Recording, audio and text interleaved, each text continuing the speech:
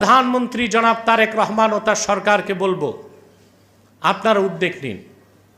আপনারা ইসলামী মূল্যবোধে বিশ্বাসী।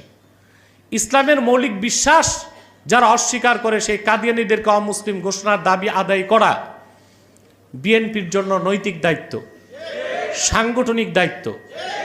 কারণ যেহেতু বিএনপি ইসলামী মূল্যবোধে বিশ্বাসী সরকার। তবে আমরা ভয় পাই প্রত্যেক সরকারের আমলেই কাদিয়ানীদের কিছু এজেন্ট ঘাপটি মেরে বসে থাকে এবং বর্তমান একজন উপদেষ্টা হয়েছে ডক্টর জাহিদুর রহমান।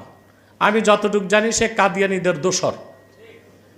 আমি এই সেমিনার থেকে বলবো বর্তমান প্রধানমন্ত্রীকে ও তার সরকারকে কাদিয়ানীদের কোনো দোসর বা এজেন্ট যেন সরকারের কোনো পর্যায়ে ঘাপটি মেরে বসার সুযোগ না পায়। তাহলে হবে কি, অতি শীঘ্রই সরকারের সাথে ইসলামপন্থীদের সংঘাত বেঁধে যাবে। আর ইসলামপন্থীদের সাথে সরকারের সংঘাত যদি প্রকট আকার ধারণ করে তাহলে কোনো সরকারের পক্ষেই রাষ্ট্র ক্ষমতায় টিকে থাকা সম্ভব হবে না।